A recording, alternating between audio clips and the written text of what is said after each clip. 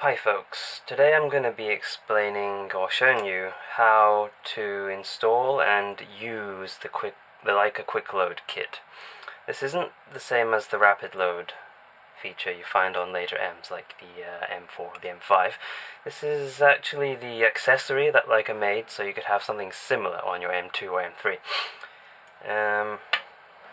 Right. The reason I'm making this video is I've noticed quite a few people seem to be having trouble using this accessory. A lot of people are claiming that it doesn't work, or doesn't work with modern film, or it's just more fiddly than doing it the good old-fashioned way, with the traditional spool that you have to take out. I don't know if it's just me, but I quite like using this spool. I think it is a huge improvement, so hopefully this video might clear things up for a few people. Right, so installation, very easy. You take the old spool out obviously, and then you just slot this in here. Same as a normal spool.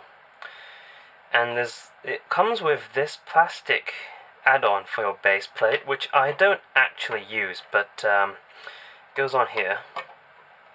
Then you just use a screwdriver and screw it in.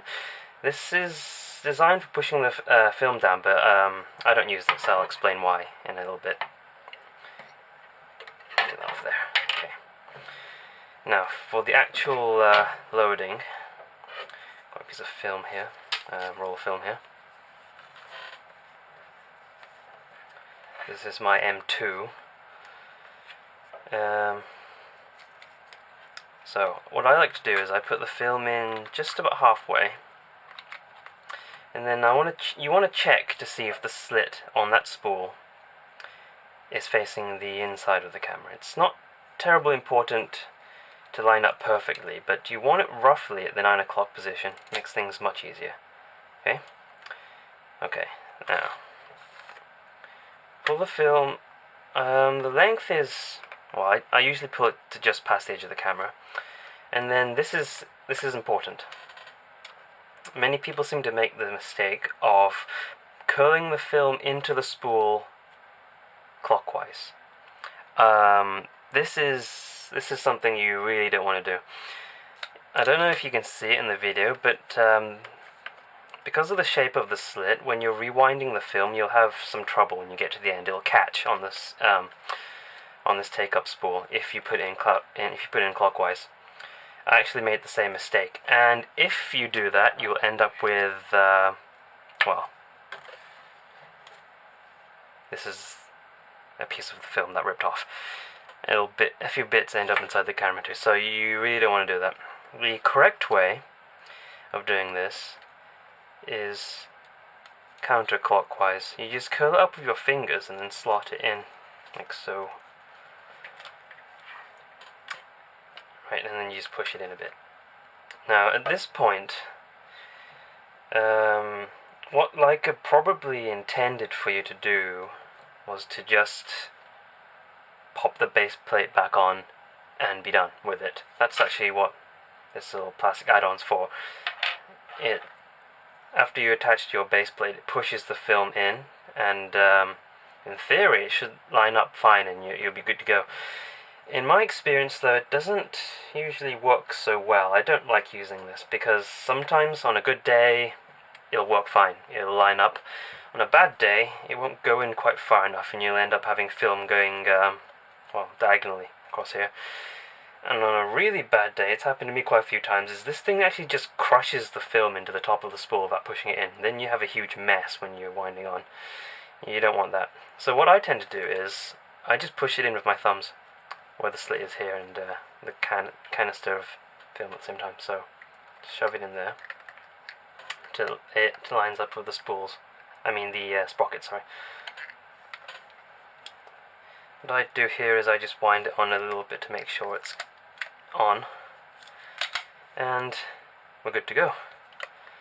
A bit of luck. So you pop the base plate back on. I've never had a misload doing it with this method, so should be fine. At this point, what I like to do is I also take up the slack in the roll of film. The reason for this is if you take up the slack, when you first start winding, these two dots will turn straight away. Then you know the film is loaded properly, and you won't have any missed shots, or you won't end up, shooting a whole roll and realize your film hasn't gone anywhere. Okay, 2 blanks. We set the film counter, and that's it. Right, I'm going to do it one more time. This is dummy film, so it doesn't really matter if I open it up halfway. I'm going to do it one more time without pausing, so you can see just how, well, relatively easy it is